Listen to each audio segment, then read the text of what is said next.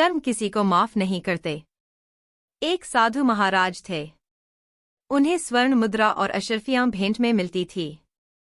सिद्धांत के अनुसार साधु संतों के लिए धन और संपत्ति का संग्रह करना उचित नहीं है। जब 4-5 मुद्रा इकट्ठा हो गई तो साधु महाराज ने विचार किया कि जब बहुत सारी स्वर्ण मुद्रा इकट्ठा हो जाएगी तो वह प्रयागराज के कुंभ मेले में साधु संतों के लिए भंडारा आयोजित करेंगे। मुद्राओं को इकट्ठा करने के लिए साधु महाराज ने एक बड़ा सा डंडा बनवाया जो ऊपर से चूड़ीदार था, लेकिन अंदर से बिल्कुल खाली था। साधु महाराज उसे डंडे के अंदर मुद्रा डालकर रखने लगे। अब जब भी साधु महाराज किसी श्रद्धालु के घर जाते या कोई साधु महाराज से मिलने आता तो साधु महाराज अंदर से इच्छा रखने की दक्षिण में एक स्वर्ण मुद्रा तो मिल ही जाएगी। कामना चाहे कोई भी हो बांधने वाली ही होती है, इसलिए कोई इच्छा नहीं रखनी चाहिए, अपनी इच्छा को भगवान की इच्छा में मिला देना चाहिए। धीरे धीरे वह छड़ी स्वर्ण मुद्राओं से भर गई। साधु महाराज अब प्रयागराज कुंभ मेले का इंतजार करने लगे। साधु महाराज यात्रा करते हुए एक गांव में पहुंचे तो लोगों के कहने पर एक साधु संतों की सेवा करने वाले परिवार के घर चले गए। उस दंपति ने साधु महाराज की खूब सेवा की, हलवा पूरी आदि खिलाया और साधु महाराज के चरण दबाने लगे। सेवा करते करते उस दंपति की नज़र साधु महाराज के डंडे पर पड़ी जिसके ऊपर चूड़ी लगी हुई थी। साधु महाराज जब सो गए तो पति पत्नी ने साधु महाराज का डंडा उठा लिया। जैसे ही उन लोगों ने डंडे की चूड़ी हटाकर उसे पलटाया तो उसमें से सैकड़ों स्वर्ण मुद्राएं निकल आई। स्वर्ण मुद्राओं को देखकर उन दोनों के मन में लालच आ गया। पति ने पत्नी से कहा, स्वर्ण मुद्राओं के बराबर नापकर कंकर ले आओ। रात में जब साधु महाराज सो रहे थे तब दोनों ने मिलकर डंडे के अंदर कंकर भर दिए और सारी स्वर्ण मुद्रा अपने पास रख ली। उसे दंपति की कोई औलाद नहीं थी पर उन्हें साधु संतों से बड़ा लगाव था। छल कपट से किसी साधु का धन लेने से आपका विनाश हो जाएगा, यह कर्म बहुत भयंकर होता है। यह बात उसे वक्त शायद उन्हें ज्ञात नहीं थी या लालच में आकर धन चुराने का उन्होंने यह कुकर्म कर दिया। साधु महाराज अगले दिन उठ और उसे डंडे का वजन सही जानकर उसे ऐसे ही साथ ले गए। प्रयागराज पहुंचकर साधु महाराज एक अखाड़े में रुके और वहां के महंत से प्रार्थना की कि कल के भोग का निमंत्रण सभी अखाड़ों को भेजा जाए और सभी को दक्षिणा भी दी जाए। महंत ने हैरान होते हुए कहा कि महाराज जी, इसमें बहुत खर्चा हो जाएगा, क्योंकि प्रयागराज में हजारों की संख्या में साधु संत पधारे हैं। हो सके तो कुछ धन पहले ही दे दीजिए ताकि हम अच्छे से तैयारी कर सकें। साधु महाराज ने अपने डंडे की सुरक्षा करने के लिए कहा कि मेरे पास धन की पूरी व्यवस्था है और भंडारे के अंत में सब आपको दे दूंगा। महंत अपने पास से धन लगाकर सब सामग्री आदि ले आए और उन्होंने सभी साधु संतों को निमंत्रित कर दिया। जब भंडारे का भोग प्रसाद बनने लगा तब वे साधु महाराज के पास आए और बोले, अब आगे की व्यवस्था के लिए कुछ धन दे दीजिए। भंडारा बन रहा है और साधु संत भी निमंत्रित हैं, परंतु अब आगे के लिए हमारा इतना सामर्थ्य नहीं है कि हम सब खर्च उठा सके। साधु महाराज अपना डंडा उठा कर लाए और कहने लगे कि आपको विश्वास नहीं है तो यह देखिए। कहते कहते जैसे ही उन्होंने चूड़ी खोलकर डंडे को पलटाया तो अंदर से कंकड़ निकालकर गिरने लगे। साधु महाराज को स्वर्ण मुद्राओं की जगह कंकड़ देखकर तो जैसे सदमा ही लग गया। महंत भी आश्चर्यचकित होकर कहने लगे, महाराज जी, आपने तो हमारा ना ही कर दिया। रसोई बना रही है, इतने साधु संत निमंत्रित हैं और आप यह कंकड़ दिखा रहे हैं।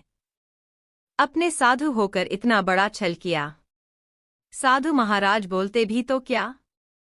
अंदर से साधु महाराज का शक उन्हें पति पत्नी की तरफ गया और मुंह से निकला कि ऐसा धोखा मेरे साथ किया, भोगोगे तुम। किसी जीव को आप कष्ट दे और उसके हृदय से आह निकले तो वह श्राप होता है और भोगना ही पड़ता है। साधु महाराज बहुत आहत हुए और सोचने लगे कि आप सभी साधु संतों के सामने कल कैसे मुंह दिखाएंगे। यही सोचते हुए वह प्रयागराज स्थित संगम तट के पास गए और संगम में छलांग लगाकर साधु महाराज ने प्राण त्याग दिए। इधर पति पत्नी के पास स्वर्ण मुद्राओं की धन संपत्ति थी ही तो उनका व्यापार और बढ़ा। साथ ही कुछ समय बाद उनके यहाँ एक पुत्र ने भी जन्म लिया। उनको लगा कि साधु महाराज की सेवा के फल से उन्हें यह पुत्र और इतनी धन संपत्ति मिली है। यही सोचकर दोनों खुश होने लगे और पुत्र का पालन पोषण करने में लग गए। लेकिन कुछ समय बाद उसे पुत्र को कुछ बीमारी हुई और उनका बहुत सारा धन उसके इलाज में जाने लगा। दोनों पति पत्नी पुत्र के मुंह में इतने व्याकुल थे कि उसके लिए कुछ भी कर सकते थे। धीरे धीरे उनका व्यापार भी ठप होने लगा, सारी संपत्ति बिकने लगी, परंतु पुत्र की बीमारी और बिगड़ती गई। उन्होंने निराश होते हुए पूछा कि बेटा, अब हम तुम्हारे लिए क्या कर सकते हैं? अब तो ज्यादा धन संपत्ति भी नहीं रह गई है। उसने उत्तर दिया कि मेरी अंतिम इच्छा है, प्रयागराज चलो और वहां जितने भी साधु संत हैं उनके लिए भंडारा करवाओ। अब मैं बेचूंगा नहीं, धन नहीं है तो घर भेज दो, मेरे लिए ही तो है, परंतु मेरी अंतिम इच्छा पूरी करो। पति पत्नी ने घर भेज दिया और पुत्र को लेकर प्रयागराज की ओर चल दिए। वहां जाकर उन्होंने साधु संतों की सेवा की और उनके लिए भंडारा करवाया। सब होने के बाद पुत्र ने कहा कि आप मुझे संगम तट की ओर लेकर चलो। जब संगम तट पर गए तो पुत्र ने साधु महाराज के रूप में अपनी पहचान कराई और याद दिलाया कि समझे, तुमने जो मुझे धन चुराया था, अब मैं वह सब वापस छीन लिया है। मैं वही साधु महाराज हूं जिसकी तुमने स्वर्ण मुद्राएं चुराई थी। अब तुम्हारे पास कुछ नहीं रह गया, अब केवल ममता और व्याकुलता में जलकर मारो और नरक प्राप्त करो। कहानी की शिक्षा। साधु महाराज को दोबारा जन्म लेना पड़ा और पति पत्नी को दुर्गति भोगनी पड़ी। ऐसा नहीं है कि हम जो कर रहे हैं उसे कोई नहीं देख रहा या उसका कोई हिसाब किताब नहीं है, इसलिए बहुत सावधान रहना चाहिए। किया हुआ शुभ और अशुभ कर्म भोगना ही पड़ेगा। अनेक जन्मों में अनेक लोगों से लिया दिया जो कुछ भी है सब मिटाकर ही मनुष्य मुक्त हो सकता है। इसलिए इससे बचने का सिर्फ एक ही उपाय है, भगवान को समर्पित हो जाए और इस संसार में जो कुछ भी अपना मानना है वह सब भगवान को समर्पित कर दें। कर्मों का फल। बहुत समय पहले की बात है, एक छोटे से गांव में रामू नाम का एक किसान रहता था। रामू गरीब था, लेकिन अपने कर्मों से वह संतुष्ट था। रामू प्रतिदिन अपने खेत में मेहनत करता और जो कुछ भी उपजता उसे लेकर बाजार में बेचने चला जाता। उसकी पत्नी गीतांजलि और एक छोटा बेटा था राजू। रामू और उसका परिवार भले ही गरीबी में जीवन बिता रहा था, लेकिन उनके जीवन में खुशियां और संतोष था। रामू के खेत के बगल में ही एक और बड़ा खेत था जो एक धनी जमींदार का था। उस जमींदार का नाम भानु प्रताप था। भानु प्रताप बहुत अमीर था, लेकिन उसके अंदर घमंड और क्रूरता कूट कूट कर भरी हुई थी। वह हमेशा अपने धन के बल पर दूसरों को नीचा दिखाने की कोशिश करता। गांव के लोग उससे डरते थे क्योंकि वह अपनी शक्ति का दुरुपयोग कर उन्हें परेशान करता रहता था। रामू ने हमेशा अपने कर्मों को महत्व दिया और कभी किसी से कोई ईर्ष्या नहीं की। वह अपने काम में व्यस्त रहता और हर किसी की मदद के लिए हमेशा तैयार रहता। लेकिन भानु प्रताप की नजरें हमेशा रामू के खेत पर लगी रहती थीं। रामू का खेत भले ही छोटा था, लेकिन उसमें उगने वाली फसलें बहुत अच्छी होती थीं। भानु प्रताप को रामू की ये समृद्धि नहीं भाती थी। उसने कई बार रामू को धमकाया और उससे उसका खेत खरीदने की कोशिश की, लेकिन रामू ने साफ मना कर दिया। रामू का कहना था कि वह खेत उसके पूर्वजों की विरासत है और वह उसे किसी भी कीमत पर नहीं बेचेगा। भानु प्रताप को यह बात बहुत बुरी लगी और उसने रामू को सबक सिखाने का निश्चय किया। उसने अपने आदमियों को भेजकर रामू के खेत में जानबूझकर जानवर छोड़ दिए, जिससे उसकी फसल बर्बाद हो जाए। रामू ने जब यह देखा तो उसका दिल टूट गया। उसने साल भर की मेहनत से जो फसल उगाई थी वह एक ही रात में बर्बाद हो गई। उसकी आंखों में आंसू आ गए, लेकिन उसने भानु प्रताप का विरोध नहीं किया। वह समझ गया था कि यह भानु प्रताप का ही काम है। रामू ने भगवान से प्रार्थना की और कहा, हे भगवान, मैंने किसी का बुरा नहीं किया। मैं हमेशा ईमानदारी से अपना काम करता रहा हूँ। आपसे बस यही प्रार्थना है कि मुझे इस संकट से उबारें। रामू के धैर्य और विश्वास ने उसे हारने नहीं दिया। उसने अगले साल फिर से अपने खेत में मेहनत की, लेकिन इस बार फसल बहुत कम हुई। गांव के लोग उसकी स्थिति देखकर दुखी थे, लेकिन कोई भी भानु प्रताप के खिलाफ खड़ा होने की हिम्मत नहीं कर पाया। इधर भानु प्रताप को अपने किए पर कोई पछतावा नहीं था। उसे लगता था कि उसने रामू को सबक सिखा दिया है और अब वह उसका खेत खरीद लेगा। लेकिन रामू ने फिर भी हार नहीं मानी।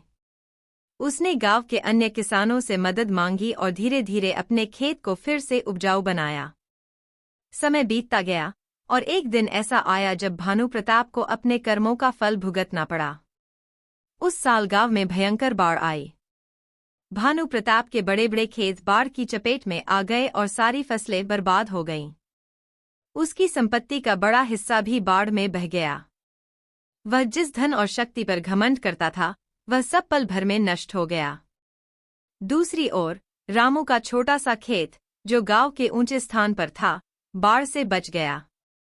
रामू ने उस साल बहुत अच्छी फसल उगाई और उसे बेचकर वह काफी धन कमाने में सफल रहा। भानु प्रताप अब निर्धन हो गया था।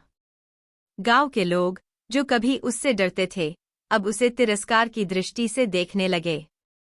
लेकिन रामू ने इस कठिन समय में भी अपनी दया और सहानुभूति नहीं छोड़ी। उसने भानु प्रताप के पास जाकर उसकी मदद की पेशकश की। उसने कहा, जो भी हुआ वह भगवान की मर्जी थी। मैंने हमेशा यही सीखा है कि हमें दूसरों की मदद करनी चाहिए, चाहे परिस्थितियां कैसी भी हों। भानु प्रताप को अपने किए पर बहुत पछतावा हुआ। उसने रामू से माफी मांगी और कहा, मैंने तुम्हारे साथ बहुत बुरा किया, लेकिन तुमने फिर भी मुझे माफ कर दिया और मेरी मदद करने आए। तुम वास्तव में महान हो। अब मुझे समझ में आ गया है कि कर्मों का फल आखिरकार हर किसी को भुगतना पड़ता है। रामू ने भानु प्रताप को सांत्वना दी और कहा, हमें अपने कर्मों पर ध्यान देना चाहिए, क्योंकि वही हमारे भविष्य का निर्माण करते हैं। जो जैसा बीज बोएगा उसे वैसा ही फल मिलेगा। अगर हम अच्छे कर्म करेंगे तो हमें उसका अच्छा परिणाम मिलेगा, और अगर बुरे कर्म करेंगे तो उसका परिणाम भी बुरा ही होगा। भानु प्रताप ने अपनी गलतियों से सीख ली और अपने जीवन को बदलने का निश्चय किया। उसने अपना सारा शेष धन दान कर दिया और गरीबों की मदद करने में अपना जीवन बिताने लगा। उसने रामू को अपना सच्चा मित्र माना और हमेशा उसकी सलाह मानने लगा। गांव के लोगों के लिए यह एक बड़ा उदाहरण था कि कैसे कर्मों का फल अवश्य मिलता है। उन्होंने रामू के धैर्य और सच्चाई को सराहा और भानु प्रताप के जीवन में आए बदलाव से प्रेरणा ली। धीरे धीरे गांव में सभी लोग ईमानदारी और परोपकार के मार्ग पर चलने लगे। रामू और उसका परिवार अब सुखी और समृद्ध जीवन जी रहा था। उसने अपने बेटे को भी अच्छे संस्कार दिए और उसे सिखाया कि जीवन में हमेशा सत्य और धर्म के मार्ग पर चलना चाहिए। कहानी की शिक्षा। कर्मों का फल निश्चित होता है। अच्छे कर्म हमेशा अच्छे परिणाम लाते हैं, जबकि बुरे कर्मों का परिणाम विनाश की ओर लेकर जाता है। जीवन में सफलता और संतोष पाने के लिए हमें सच्चाई, ईमानदारी और परोपकार के मार्ग पर चलना चाहिए। यही वास्तविक जीवन की सीख है, जो हमें सही दिशा में मार्गदर्शन करती है। कर्म का फल भोगना ही पड़ता है। कर्म का फल हर मनुष्य को भोगना पड़ता है। रोहन नामक एक अनाथ बच्चा था। उसके माता पिता बचपन में ही चल बसे थे। उसके ननिहाल और पिता की तरफ से भी कोई नहीं था। उसके न तो कोई आगे था न कोई पीछे। अनाथालय में रहा और पढ़ा। वह पढ़ने में मेधावी था। उसे आर्मी में नौकरी लग गई और वह एक अधिकारी बन गया। अब सेना के साथ ही रहता, कभी भी घर वापस नहीं आता क्योंकि उसका कोई था नहीं। उसने शादी भी नहीं की थी। उसे जितनी सैलरी मिलती थी वह सब बचा लेता था। आर्मी के कैंटीन में खाता था, वहीं पर रहता था, तो उसका खर्चा भी लगभग ना के बराबर था। तो हम कह सकते हैं कि उसने आज तक जितनी तनख्वाह पाई सब बचा ही लिया था। उसी कैंटीन में करमचंद नामक एक व्यापारी आता था जो कैंटीन के सामान का सप्लायर था। बहुत दिन हो गए दोनों को एक दूसरे को जानते पहचानते। एक दिन करमचंद ने कहा, रोहन आपके पैसे बैंक में रखे हैं, मुझे व्यापार में लगाने को दे दो, मैं तुम्हें अच्छा मुनाफा दूंगा। रोहन ने मना कर दिया। रोहन ने कहा, मुझे इतनी ज्यादा पैसे की लालच नहीं है। जो सरकार ने दिया है वह मेरे खाते में पड़ा है। कभी जिंदगी में जरूरत पड़ी तो इस्तेमाल करेंगे, नहीं तो कोई बात नहीं। व्यापारी ने कहा, यह भी क्या बात हुई, अगर तुम हमें अपना मित्र मानते हो तो तुम मेरी सहायता ही कर दो। मैं तुम्हें यह पैसा वापस लौटा दूंगा। कम से कम मेरा काम हो जाएगा, अभी इस पैसे की तुम्हें जरूरत भी नहीं है। बात तो सही कह रहे हो, पर आप पैसा वापस करोगे इसकी क्या गारंटी है? व्यापारी ने कहा, कसम खाकर कहता हूं धोखा नहीं दूंगा। रोहन ने कहा, करमचंद जी, लोग तो पैसे के लिए क्या क्या कर देते हैं, पर कोई नहीं, चलिए मैं आपकी बात को मान लेता हूं। कम से कम आपका तो भला हो जाए। करमचंद ने मुस्कुराते हुए धन्यवाद कहा और रोहन को गले लगा लिया। पैसा लेने के बाद व्यापारी जब भी आता रोहन को बहुत बहुत धन्यवाद देता। व्यापारी का व्यापार रोहन के पैसों से बढ़ रहा था। आमदनी दिन दुगनी रात चौगुनी हो रही थी। आमदनी बढ़ने के साथ अब व्यापारी की नीयत में बेईमानी आ चुकी थी। वह अब पैसा ना लौटाना पड़े उसका बहाना ढूंढता रहता। इसी बीच बॉर्डर पर पड़ोसी देश के साथ युद्ध शुरू हो गया और रोहन को भी जाना पड़ा। जहां युद्ध हो रहा था वो इलाका काफी दुर्गम था। वहां पहुंचने का एकमात्र रास्ता घोड़े से पहुंचने का था। रोहन एक कुशल घुड़सवार था, उसे जो घोड़ी मिली वो बिगड़ैल थी। रोहन के पीठ पर बैठते ही सरपट दौड़ने लगी। रोहन उसे काबू में करने की जितनी कोशिश करता वो अपनी गति और तेज करती जाती। रोहन ने लगाम पूरी ताकत से खींचा। घोड़ी का मुंह कट चुका था, पर पता नहीं आज ये बिगड़ैल घोड़ी कुछ भी सुनने को राजी नहीं थी। घोड़ी दौड़ते दौड़ते दुश्मन के खेमे के सामने जाकर खड़ी हो गई। रोहन दुश्मन की गोलियों का शिकार हो गया। व्यापारी बराबर आर्मी कैंट में जाता था। व्यापारी को वहां पता चला कि रोहन युद्ध में वीर गति को प्राप्त हुआ। व्यापारी ने वहां काफी दुख दिखाया और कैंट से बाहर आते ही खुशी से झूम उठा। अब पैसा वापस नहीं करना होगा। व्यापारी का व्यापार दिन दोगुनी रात चौगुनी तरक्की कर रहा था। कुछ दिनों के बाद व्यापारी की पत्नी मां बनी और व्यापारी एक सुंदर बच्चे का पिता बना। व्यापारी के जीवन का ये सबसे बेहतरीन समय चल रहा था। समय बीतते देर नहीं लगती। व्यापारी का बेटा आदित्य जो अब बड़ा हो गया था और अब सेठ के साथ मिलकर व्यापार करता था। आदित्य विवाह योग्य हो चुका था। अच्छे घर की सुंदर सुशील कन्या देखकर आदित्य की शादी हो गई। अब सेठ कहता, कुछ दिन की और बात है, अब बेटा व्यापार संभालेगा। मेरी जिंदगी सफल हो गई और क्या चाहिए मुझे। आदित्य की शादी हुए मुश्किल से 2 महीने हुए थे। आदित्य सड़क पार कर रहा था, उसे चक्कर आया और गिर गया। लोग ने उसे उठाकर अस्पताल पहुंचाए। उसके दिमाग का MRI और अन्य टेस्ट हुए तो पता चला आदित्य को ब्रेन कैंसर है। व्यापारी ने डॉक्टरों से कहा, पैसे की चिंता मत करें, आप इलाज करें। डॉक्टर और अस्पताल बदलते गए पर आदित्य की हालत दिन ब दिन बिगड़ती गई। व्यापारी अब व्यापार पे ध्यान नहीं दे पा रहा था। उसके ग्राहक छूटते जा रहे थे। अस्पताल का बिल बढ़ता जा रहा था। अब व्यापारी पर कर्ज काफी हो चुका था। व्यापारी परेशान था। अब आदित्य को डॉक्टर ने जवाब दे दिया। व्यापारी हार चुका था। किसी चमत्कार की आशा में बैठा था। चमत्कार तो नहीं हुआ, पर आदित्य अब इस दुनिया में नहीं रहा। महीनों जिंदगी की जंग लड़ने के बाद आदित्य हार चुका था। व्यापारी के घर में हाहाकार मच गया। व्यापारी, उसकी पत्नी, आदित्य की पत्नी सब विलाप कर रहे थे। यहां तक कि घर के नौकरों का भी रो रो कर हाल बुरा था। एक साधु महाराज उधर से गुजर रहे थे। उन्होंने करुण क्रंदन सुना तो रुक गए। वहां जाकर उन्हें कहा, रोने से कुछ नहीं होगा, जो होना था वो हो गया। व्यापारी गुस्से में बोला, मेरे साथ ही क्यों? साधु महाराज ने कहा, सब कर्मों का फल है, यही चुकाकर जाना होता है। आज बहुत रो रहे हो, कल तो तुम बहुत हंस रहे थे। व्यापारी ने कहा, मैं कुछ समझा नहीं महाराज। साधु महाराज ने कहा, तुमने अपने व्यापार के लिए उधार पैसे लिए थे। जब व्यापार चल पड़ा तो तुमने जिसके पैसे थे उसे लौटाए नहीं। व्यापारी ने कहा, गलत, वो मर गया था, किसे लौटाता? साधु महाराज ने कहा, झूठ नहीं, तुम भूल गए उसके मरने के समाचार पे तुम कितना खुश हुए थे। उस दिन तुमने मिठाई बांटी थी।